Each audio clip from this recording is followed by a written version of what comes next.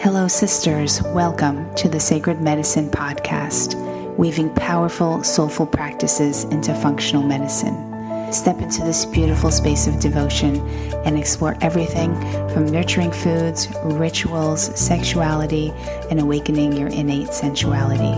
It is time to own your radiance. This is the Sacred Medicine Podcast.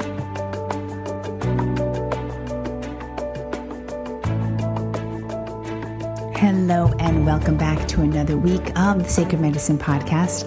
I am your host, Margaret Romero, and this week I have two very special guests, Christina and Stephanie. They are from the podcast called T&A Talk Sex, which is a podcast all about sex, of course. They discuss taboo topics around sexuality, intimacy, and relationships with humor and honesty in an effort to normalize our culture's relationship to sex. Because sex isn't ever just about sex.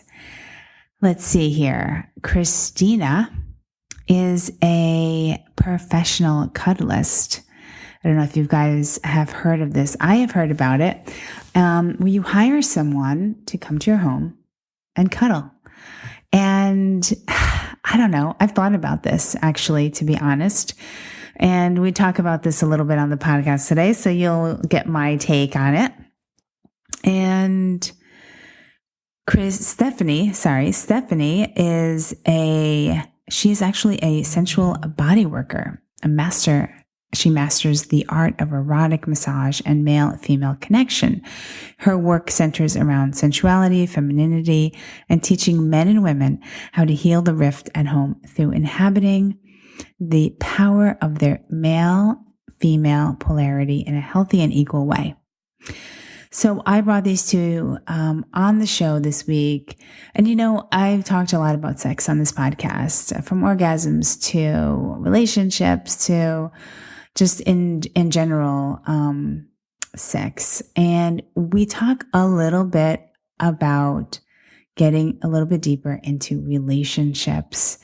And we talk about how sex at times can be really, initially, if you're not in a deep committed relationship or you have lots of one night stands, we talk about how sex can be very superficial, and how we can be and create more intimacy with our partner, especially if we just started dating them.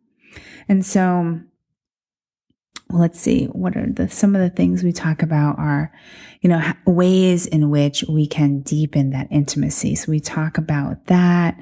We talk about how touch is so important, and how we can bring more touch into our lives as to not having us feel like so hungry for it, especially if we've been single for a while or we just haven't really been dating. There's this lack of touch. So we talk about ways in which we can use touch in order to help satisfy that potential need that we all crave for touch and for affection. And so this was really just an interesting conversation. I definitely was initially thinking about just talking about like just plain old sex and whatever. Really, there's so much to talk about around sex. And we instead took a turn and made it, how can we actually be intimate with someone and actually really make the connection so much deeper, rather than like jumping very quickly into a physical intimacy. So a really beautiful episode. I really love this topic. I think it's really important for women, for us to feel,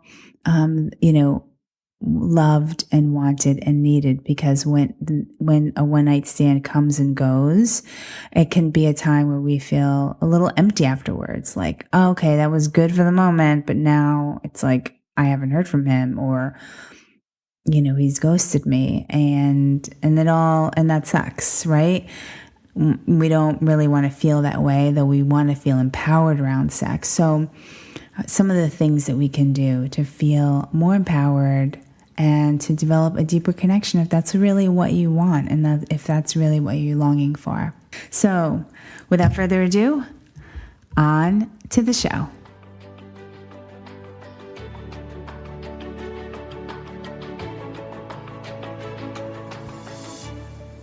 Hello and welcome back to another episode of the Sacred Medicine Podcast. I am your host, Margaret Romero, and today I have two very special guests, Christina and Stephanie from the T&amp Talk Sex podcast. And I am so happy that both of you are here to join me today. We're going to have such juicy conversation. Thank you so much for being here today. Yeah, thank you. So I'd love to talk about one of the things that I really love talking about, my audience knows, is about sex. And I've talked about orgasms and how to orgasm. And I've had conversations with male and female experts about all the many ways that women can orgasm. But today I'd love to talk about, and those are all so much fun, and I love going there, and we can so go there too. But today I also want to talk about a different side of sex and the side of vulnerability and being sort of emotionally in tune with your partner. Even when maybe you're first starting to date someone, sometimes it's hard to have your partner be there in an emotional way, or show his vulnerability, or even as women, showing that. And what I've seen a lot, and I've also experienced it as well, is, you're dating somebody, and then, after however many dates a woman chooses, sex is involved, and then it just becomes like this physical thing. But from what I have been hearing, always with girlfriends or my patients, is that there's this thing that's missing. And yeah, maybe the sex is really good, but they kind of feel a little empty afterwards. And so I want to just talk about how to be, and how women and having their partners as well, becoming a little bit more emotionally available. I think that would be a really great place to start. Yeah. Well, I can start with a story. Yeah, please. Which was my own personal journey of, I know you guys talk a lot about orgasm, and to me, orgasm is just a physical representation of what can go on an internal level for us, or sex in general. Sex is a physical manifestation of that wonderful connection we can have with someone, or ourselves. But I know for me, I didn't orgasm for a long time. I was sexually active for about 10 years before I orgasmed, and I had just assumed or thought, like many women, that I just wasn't sexual and that it just wasn't my bag, and that's okay. I literally believed that I had spiritually evolved out of the need for sex, and I was on a different level, and I would just never have that. But then I really started a spiritual practice for myself, and that took, for me, really diving deep inside myself and facing myself honestly in a whole new way, and not being afraid to go deep within myself. And that really changed things around for me. And I started being able to orgasm. And I felt this thing inside of me, both physically and emotionally, start to feel safe around men, start to feel safe around intimacy, and even be more bold, more brazen, know what I want, that kind of a thing. But for me, it was completely rooted in that internal honesty, and which I would then call intimacy with myself. And so for me, it started inward and outward. Do you think it's also like stepping into your power stuff? Well, I think that is. I think stepping into your power is that journey of going inward and knowing yourself and being okay with whatever you find there and see there, and that healing process. So yeah. If I can add, I do professional cuddling. Steph has a background in sensual massage, and for me, that practice and that journey has it's such a safe space for practicing intimacy and connecting with someone in a higher level of like sensuality and touch that I find in regular dating is often missing. And I do lots of dating, so I'll have partners where I'm going, oh geez. And I, recently had someone where he tried to kiss me very soon. It was like on the first date, and I was, at this point, I'm so confident about what it is that I actually want. I said, no, too fast. And then, he joked, do I have to Pepe Le Pew you? And I said, yeah. He said, start with the hand. He kissed my hand. He said, great, let's go for a walk. I need a seduction, like a slow moving in, right. And connect with me honestly. And right, it's so much more about this internal connection. And I can feel it, right, when I'm having sex with a partner. And all of a sudden I can tell where there's certain emotional blocks or discomfort or fear in him or her. If I'm with a female, I've only dabbled with females, but yes, I saw. Yeah. Go ahead. No, go finish. No, I was just what came to mind was like, I feel like there's a lot of attention, and I think this is a good thing because we've needed it, we as women, but there's been a lot of attention on like, even in media and in movies and stuff, like to be the women that go out to the bar and can, take a guy home and embrace that part of ourselves and feel good about it and not shameful. And that's wonderful. But I think that's only a part of the story, and I think, and maybe that might be the beginning of our sexual awakening or deepening as women and getting really comfortable with our sexuality. But that other side that you're sort of bringing up in this show is, well, when you can create this non-physical intimacy and, kind of do the deeper work with ourselves, then it adds a whole other level to sexuality, which keeps it sparkling and on fire, where even if you physically are doing the same thing every time, it feels like a completely different world every time you do it, and that's for me, comes from the invisible side of things. Yeah, I mean, I don't just want a cock from the bar. I want someone who knows how to touch me and connect intimately and like create this, enriched experience. I love what you just said, Steph, about how it can be different every time. And I find that it reminds me of a lot of creative things, right? Like I'm also an artist and like I do performance, stand up and theater. And it's like the same way in theater or dance, you're always creating something new. It's like sex should be that way as well, because you're exploring each other's bodies. And I think people forget that, but it's like if you're paying attention to the details of the other person and you're exploring them with pleasure, the other person can't help but respond, like that becomes this, enriched experience, and it slows everything down as well. Mm-hmm.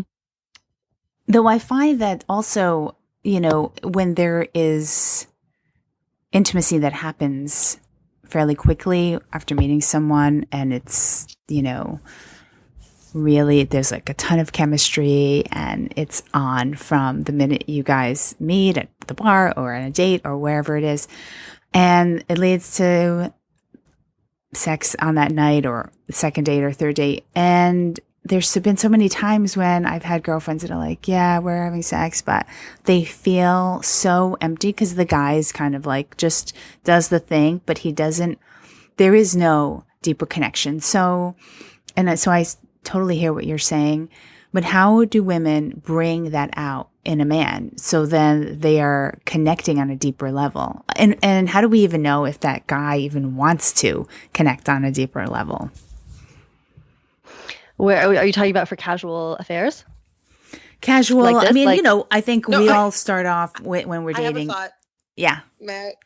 I think this immediately speaks to me about the cuddle work I do, which is that I think people are coming from a place of lack And when they aren't getting the intimacy and physical touch that they need in a daily way or a weekly way, right?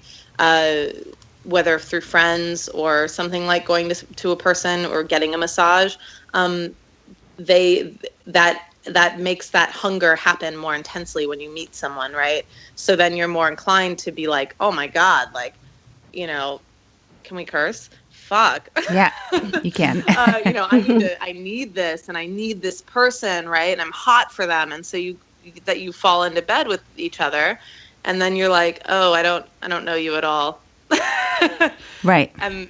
And here's this moment where, we're not, and that speaks to the partner and his ability to connect as well, right? I mean, I've had one night stands where the person has great physical depth and able to touch more intimately, right? But they're fewer and farther between. What do you think, Steph? Well, I think a few things come to mind, and it's I feel like this is complex. Yeah. But it's like, okay, because there's a lot going on for guys too, I think. So where do I start? Hold on. Let's just say, so if we're talking about a casual, well, I don't know. I mean, a casual thing can lean to whatever, but if we're talking about, having sex on the first date or quite soon after you've met someone, Mm-hmm. and if you want depth during those interactions, I think, and that's what Christina and I talk a lot about this on the show. It's possible. You totally can have these really deep, wonderful experiences that are beyond just the chemistry of the wild sex. However, I think it takes a couple of things. Like, first, sure, there's going to be men who just aren't. They just won't be able to go there, or because they have their own blocks of intimacy and how deep they want to go, and they just want a physical rub off. They don't want anything else. Mm-hmm. But the truth is, then there's let me finish my thought, and then there's this other side where, to be honest, I don't know if there's a lot of people. I haven't met a lot of people who are really capable of offering full-on transparency with themselves to another human being after just meeting for a night. So Right. It's definitely possible, but it takes a lot of strength, I think, to do that, and a lot of, self-love. Like you have to be a cultivated person, and so does the partner. So like, that's why I think in more like polyamorous kind of groups, people like that, like, who are used to really communicating and doing all kinds of deep relationship work, that can be a skill of theirs. And so I see that more with my friends and people I know in that circle. But for the average person, it takes some know-how. And then also, I think guys can get scared, if a woman comes fully able, like clear-eyed, like opening herself in every way and inviting him in with no attachment, and like, let's just have this beautiful universal moment, and who knows where it'll go afterward. And I'm genuinely okay with it not going anywhere afterward, like no attachment, seriously. Mm-hmm. I think there's not a lot of guys who are used to experiencing that kind of openness, and so we're constantly they don't trust it. Yeah, no, first of all, it's our fear culture. And secondly, it's, it is all over mainstream is women can't have sex like guys do. And it's like, I think women aren't being given a full experience. And so then they feel hungry for a full experience. So they try to latch onto you. Or if you do have that capacity, then of course they're even more excited. I want to say, if it's someone that you're connecting with almost immediately in a very literal way, a tool you can use is to tell them to slow down. And what I mean by that is so how do you get your partner to match you a little more? It does require using your voice, but it's like that guy kissing me. I said, nope. And he said, oh, but you like me, right? And I said, yeah, I'm having a good time getting to know you. Take your time, just slow down. And, but in a very literal way too, you're in bed. I have so many moments where I'm just like, oh, like he reaches for the condom. I'm like, way too soon, Betty, way too soon. I mean, like stroke my skin and play with my nipples for the next half hour. You know what I mean? And then, rub my clit with your hand and play with that whole area. Mm-hmm. And then I'm going to want to do that. And I definitely want to. I love penetration individually. Actually, I don't really personally orgasm from oral sex as much as I hear other women do. So, but 100%, I just say, nope, slower. And I say, no, I'll let you know when I want you to penetrate. And I like what, yeah, go ahead. yeah, I like what you're saying. And it's like in my massage practice I teach in a video series, sensual massage for everyone, for couples, for everyone. And it's just like that, like Christina's saying, it's like seduction. There's just like the power of seduction is so wonderful because it slows everything down. And like even like for sensual massage, for example, it's like if you're doing a full hour at least of like, intimate and sometimes sexual, but mostly relaxing work, it's not just like foreplay for an hour. You're doing like really like PG foreplay, which gives you an opportunity on like and for me on an energetic level and on a sort of unseen nonverbal level where you guys get to know each other in like a really intimate way, but it's not sexual necessarily, it's intimate. So it creates this connection, So the more time we allow for that to develop, the juicier it can all be when the sex comes in. Yeah, give each other a head rub, you rub each other's heads, play with, stroke your necks. I have to say, obviously, it's like, well, how do I get my partner to do that? And what if he doesn't want that? Right. Well, first of all, if he doesn't want that, then you know. I know. Right. If he keeps saying no to you, well, thank God you found out so that you don't end up wasting your night being pounded by some guy who's not touching you the way you want to be touched. Yeah. Like big time. But also, how can you get what you want, right? And I find that, like Steph, you were saying with your clients, that almost like 50-50. Some of the guys are like, nah, I don't even know what you're talking about. But more often than not, so maybe I should say 60-40, more often than not, 60% are going to go, yeah, okay, I'll try that. What do you want me to do? You want me to, okay, I'll rub your head. I mean, look, they don't always rub it perfectly, but, but you start to, but I think we as women can forget how much power and control we have in the situation too, right? Yeah. So when the guy makes that false step or moves too quickly to do something, it's totally okay to say, oh, just not ready yet. And you can do it in a high-pitched voice or a small voice. You don't have to be aggressive. Now, if they keep going, then I said, stop. But you just go, oh, I'm, not ready yet. Just I'd rather keep playing. And, sometimes it can just be practicing. You might not get it right the first time because you're a little intimidated. But the more you practice that, the more you'll start getting the results you want. Yeah. And I think also maybe understanding the guys a little bit too helps. Like for sure, I think we've all experienced, hopefully anyway, and I like in my massage room, it was like this literally 100% was that, guys, they want to please. It pleases them to please. Mm-hmm. It, pleases us to please them. Which is beautiful. Yeah. So they do want to please. They don't want to do anything. They don't want to fail. They don't want to do anything wrong.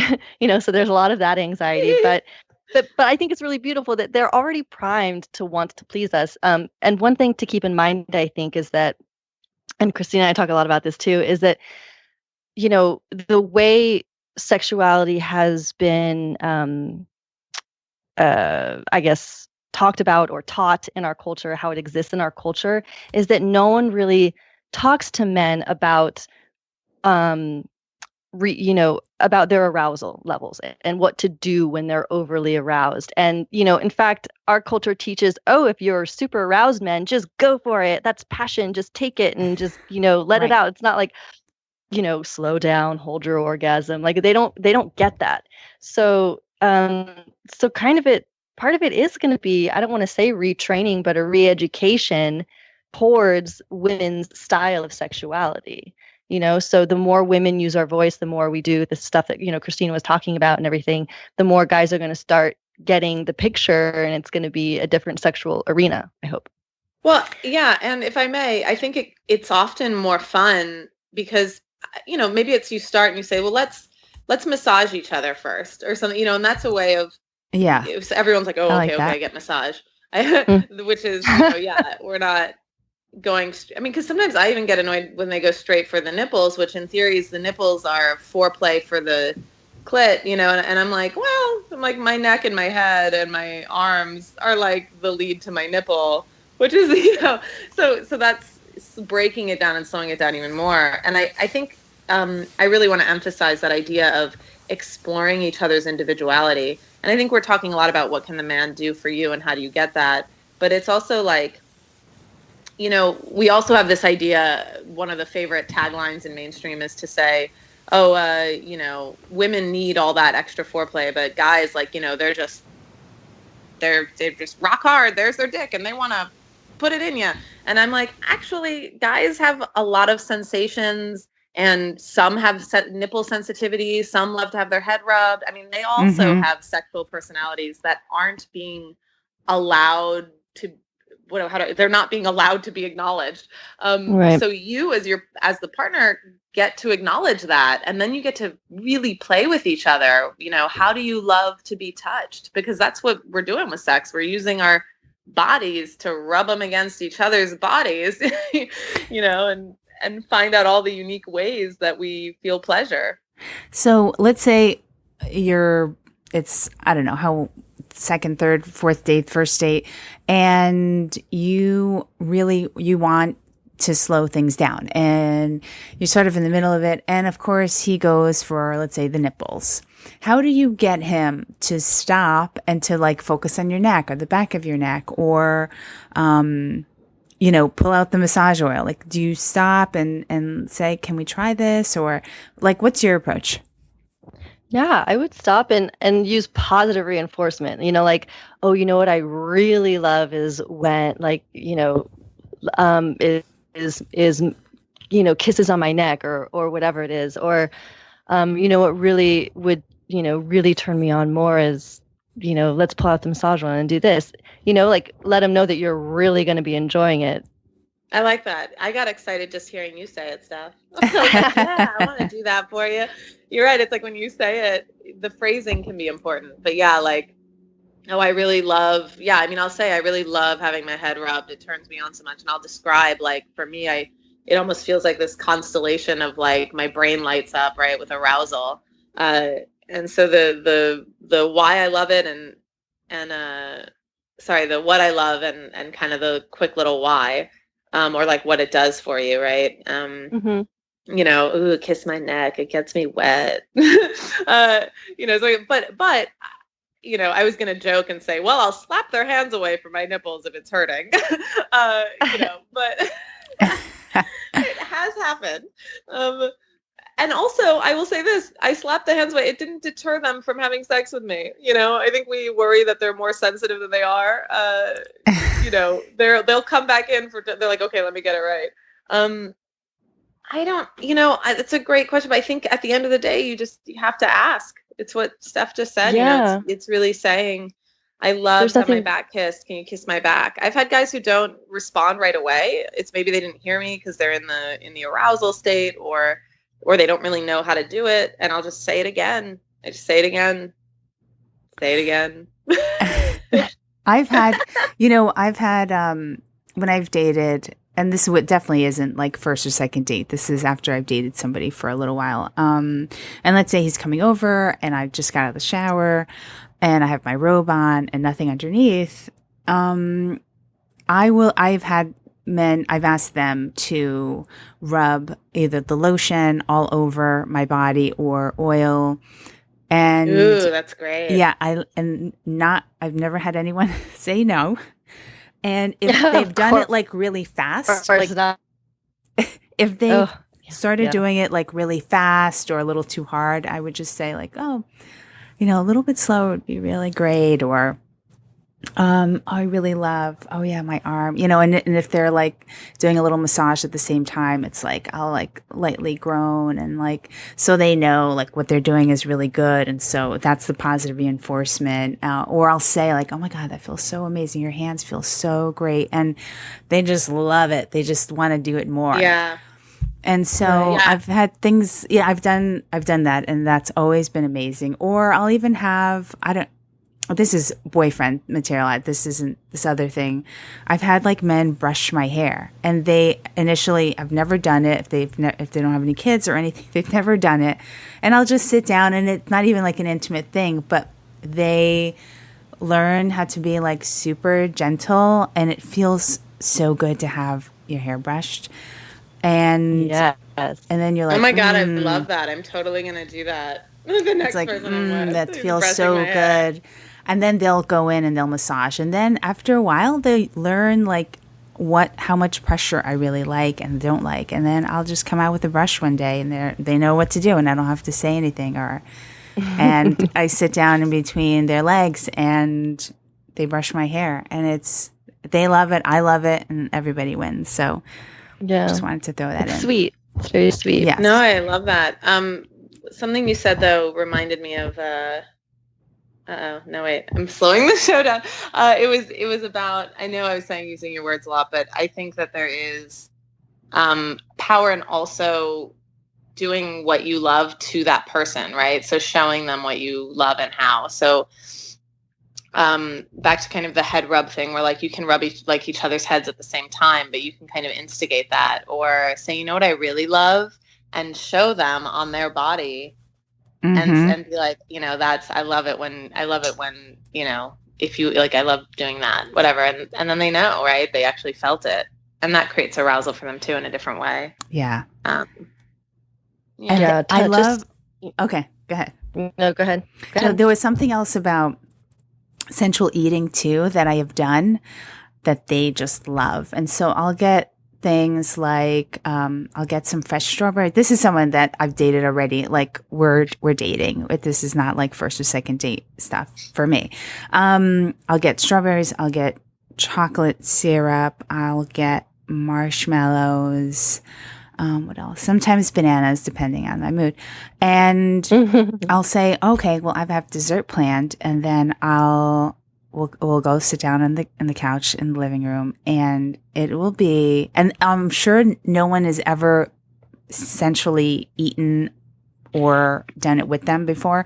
And so I love sort of teaching this kind of stuff to them, because they love it. They get an erection, and then it ends up leading to other things, and it's so much fun, and it's so sexy and hot. And so I'll first do it by feeding him, and then I'll say, okay, well, can you like dip this strawberry in this chocolate and just like hold it up and let me get it. And then I'll just have like my tongue, and am I creating a visual here?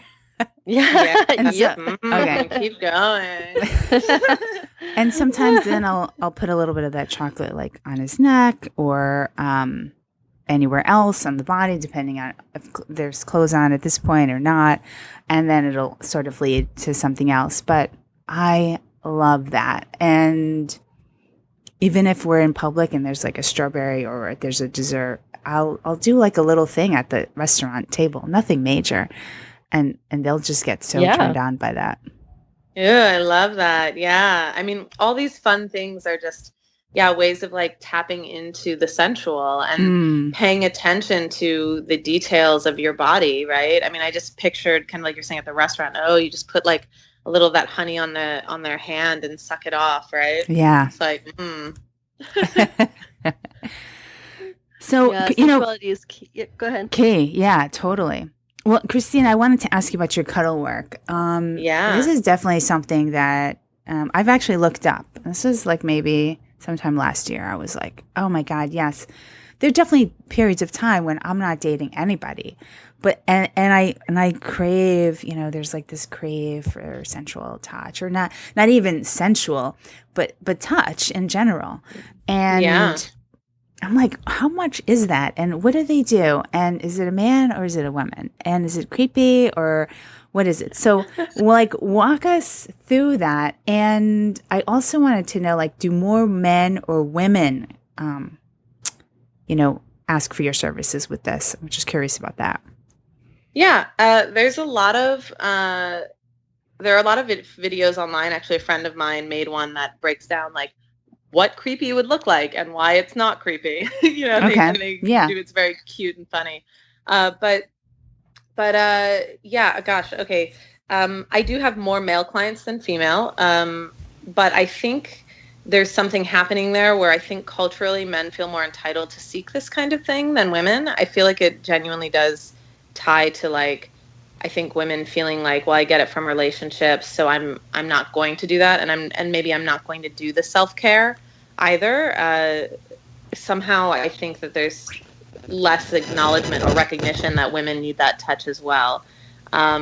And maybe because women get it, they talk with their girlfriends. I still think it's very different. And I think there's a neglect happening. I think when you're not getting enough touch, it can create anxiety and stress in a way that you're not necessarily aware of.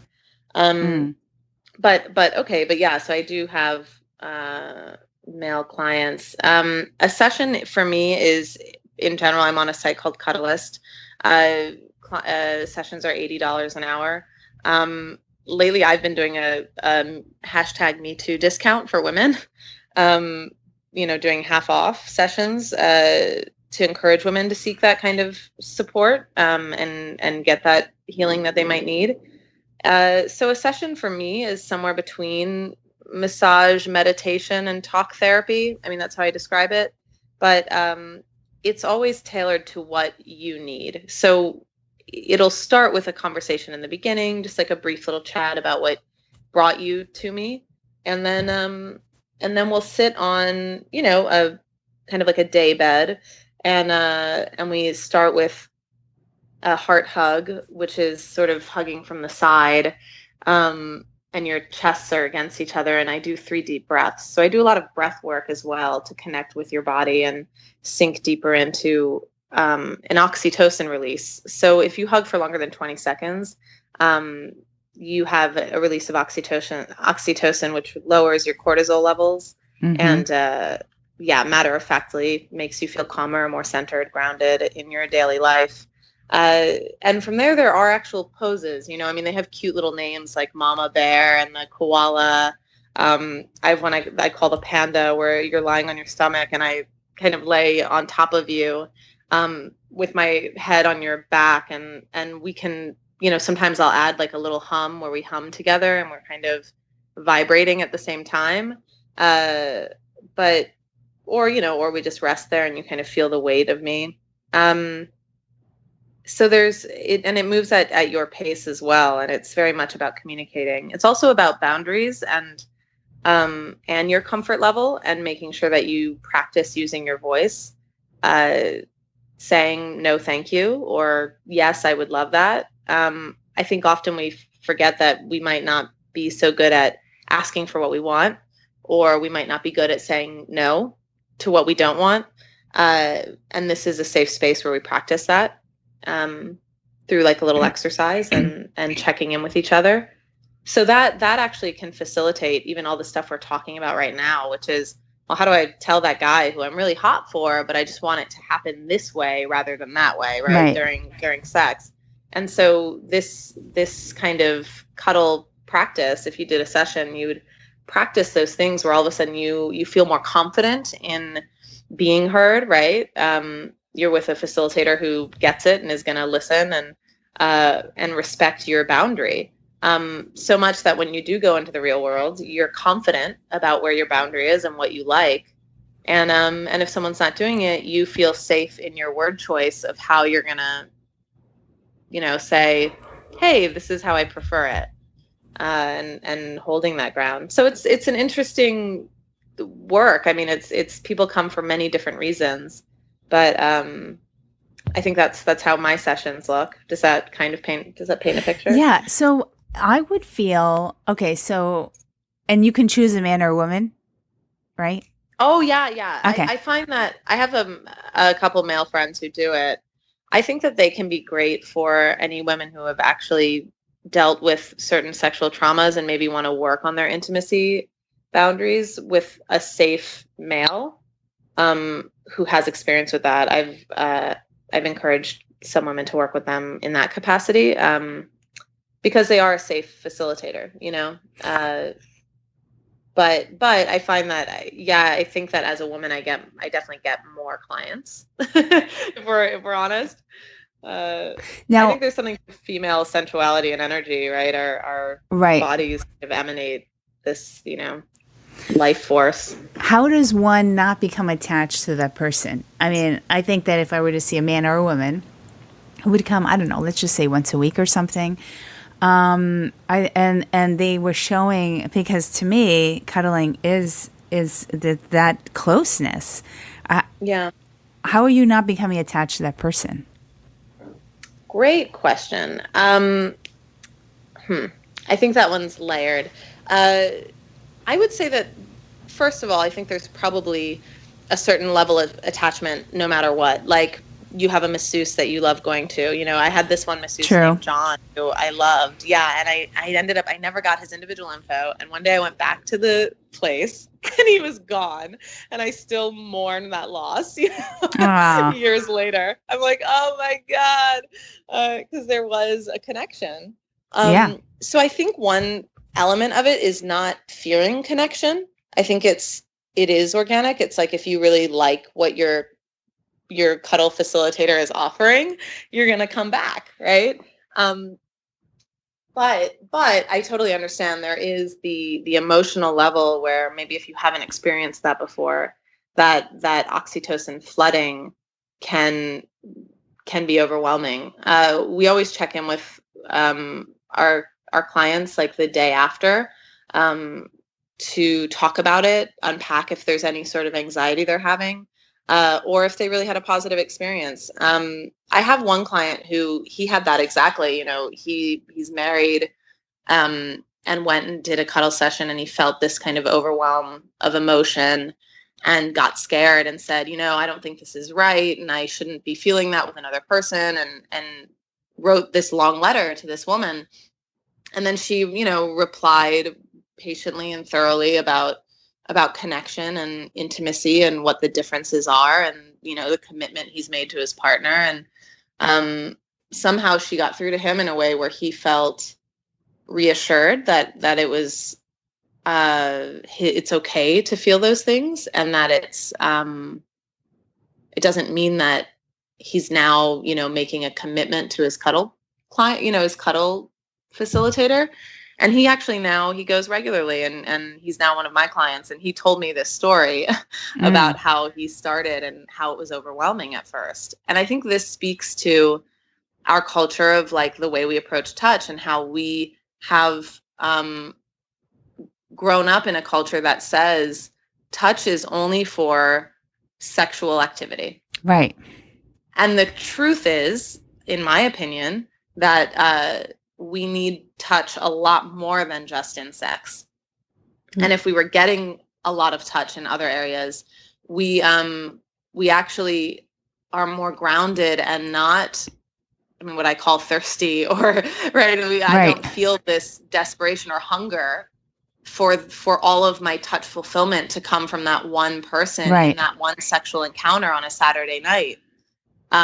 I'm able to kind of more calmly make those choices if I'm getting regular touch in other ways. One other thing I would say about it is I always do encourage my clients to use the touch they're learning with me in their regular lives. And I think they can go, it can be one of those problems where when you have an expert, and I'm sure you experience this as well, Margaret, with your knowledge base, which is like, wow, I can't get this from anyone else. You're a genius, like you're the guru. And I always say, well, actually, I learned it from someone else. I learned it just like you're learning it from me. And in little ways, you can start to hold your friend's hand, when you're, maybe you even say, can I hold your hand? You ask, at the movies, or can I give you a hug? I'd love to, all these little things where it's maybe not a full on cuddle session, but you find little moments to hold each other more. And that's what we hope for, right? We want people to touch more in life. So I don't know. I think that was a long explanation, but I hope that helps address some of that. It's difficult. I mean, look, for some patients, I hug them. I've known them for so long.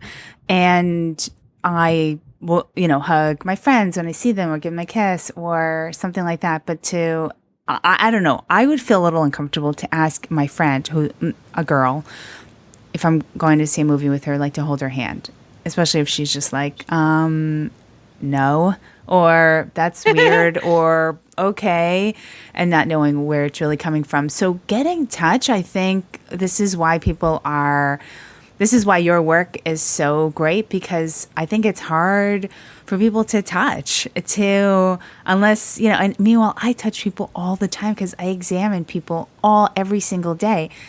I'm touching my patients. This is a great moment. I think, sorry, finish your thought. Yeah, go ahead. Well, Steph, I think this might be great for you to talk about intention behind the touch. But before I just wanted to say about the going to the movies with your friend. I agree. Of course, it's like, oh, that's awkward if you just say, hey, can I hold your hand? I think what you hit on is really important, which is you can use your words to say, it's just, I've been kind of going through a hard time. It would be great to hold your hand right now if you're open to that. Can we hold hands for a little while? Something like that, or even saying, I've been going to this cuddle, like I tried it, maybe go out, I tried a cuddle session and it was so, crazy, or it was a wild experience, but I learned this really cool, I learned how, anyway, I think that you just have to talk about it. Yeah. And let that person know where you're coming from. Because yeah, of course it can be awkward, and they might not even be comfortable with that much touch. Like right. But you start to learn and you start to be aware of that, and then you're not taking it personally, and you're like, oh yeah, they're not comfortable with it. It's not me. It's where they are. Right. Or, Christina, what do you think about backing it off and even linking arms or putting your arm around their shoulders? Like palm to palm can be pretty intimate, but there are less, That's true. Yeah. Less invasive ways, to build up to it. And like in European culture, I've spent a lot of time in Europe, and touch is they're much more free with it there in certain cultures, especially among men. I do a lot of arm over the shoulder and linking arms. You're absolutely right. That's a great one. Yeah. Yeah, I like that. Yeah. I think that I've done. That I can see myself doing more than the hand holding thing. But it's interesting because I work urgent care, and that's like my side thing that I do. And I've had men who come in, sick, bronchitis or whatever. And so I do the routine check, and I can't tell you how many times that when I touch their neck to feel, doing an exam, feel for lymph nodes or something, that they close their eyes, and I can tell that they are like a woman's touch is, they just close their eyes, and I can tell. And, I'm very gentle with when I examine someone. So it's amazing to see that. I think that men really are, I think women alike, but I think men more, I think, are kind of starving for it. And I think when we show them like, oh, can you do this for me? Or if you start doing something for them, like if you're dating someone, that they just melt. They love it. They do. Yeah. And can I say, like in my practice, the majority. So I had all male clients that came to see me for central massage, and most of them were married, but most of them were also, there was no physical touch or very, very little at home. So, and there's literally an endless supply of men who, like, of phone calls I would get every day, every single day of the year, so and that was something that just really shook me to my roots, was that it's so sad, that like that means that women are blocked up sexually at home. Totally. And it's not just the women's fault, of course. It's a cyclical thing, but there's clearly something going on here, and it's, sorry, just on both ends. Yeah. Like, on both ends. It's a cycle. And then right. And then I could absolutely tell with the men, what it was about them that would maybe cause a woman to shut down or not feel inspired to open herself, So, part of that is cultural, part is their belief system, part of it is just, not learning, the magic of touch or sensuality or anything like that. But yeah, it really is sad how how hungry everyone is for, and it's, it's interesting, like the favorite part, hands down, of the sessions that I offered was because sensual massage is just, it's massage with orgasm at the end, but there's intimacy throughout. It's not just a full-on just regular platonic massage and then quick orgasm. It's a very, interwoven sort of session where there's, relaxation is the foundation of it, because the more relaxed a person, you can get a person, then, you have more of a massive arc to take them from relaxation to orgasm. And so that's why it can be so intense, the experience and the intimacy and connection that happens during a sensual massage. And so, so there's relaxation, there's just intimacy, just human to human, the intimacy of having, being nude together and just not even just sexually, Yeah. And then there's the sexual element of it. And they would always say too, it's like, the sex, the orgasm, that's just a cherry on top, but they really just wanted intimacy. And so the favorite move, if I had any moves, was simply laying on their back and giving them a hug from behind and breathing with them. And they would just let out this deep sigh, and they could stay there all day long. And that's my panda moment, pose and cuddling. I know that What's moment it called? is exactly. I call it the panda pose. Say? Oh, panda. Yeah. I feel like a panda, like laying on them. Yeah, but that's what they were coming in for. It's that moment, it wasn't necessarily the orgasm part of it. So do you, either one of you, with both of your works that you do you teach? Like, I would love if men are coming in droves. Yeah. Are you teaching their So, women or their wives or girlfriends? yeah, both. So I produce a series of videos. It's on my site, which is stephanieallen.com. And so it's a sensual massage video series to teach both men and women. But yeah, I really wanted to, and then I'll be starting a mentorship, like coaching program that I'll be launching next year. Nice. So yeah, so you can follow me on the site. You can just sign up for the newsletter and stay tuned for that if you guys want more information about that. But yeah, and that's the goal. Is I really want to talk with men about what I saw in the massage room, about what their obstacles were to creating a space for women to really be able to open up and blossom, physically and being vulnerable with them, and then addressing what's going on with the women at home and where all the blocks are there. So yeah. Yeah, I'm also developing a workshop for couples to practice intimate touch in a way that's healing before the sex, right? And a lot of the things that are being done in a cuddle session, of course, can apply to pleasure during sex. But I describe it like the square and the rectangle. Like, you don't need sex to have touch, but you need touch to have sex. But I bring that up to say, I think just what you said, Steph, having clients who are coming in, they're married. I mean, they do have partners. They are living in a home with lots of people. So, I mean, if they have kids and all, so if they're able to touch each other consciously with the intention of healing after a long day, and create that intimate connection, there's a lot of interesting ways of touching, like the ears, and exploring the head and the neck and the body that I do through my cuddle practice that I think would benefit couples. So I'm really interested in, anyway, developing this sort of couples workshop. I love that it. Allows people who already, and I say that too because I've had clients say, well, I can't tell my partner, or people say, well, I don't want to do a session because I'm in a relationship. And I said, well, great, we'll do a workshop where you two can learn to touch each other. Yeah, so great. Oh, this was such an amazing conversation. And how can people find you and everything, all the great things that you're both up to? Yeah, I feel like the hub is our website, right, Steph? Yeah, which is our show, TNA. It's www.tatalksex.com. Yeah, and so our there's show a is link. T&A, like the ampersand symbol, T&A Talk Sex. But all social media and our website is tatalksex.com. Okay.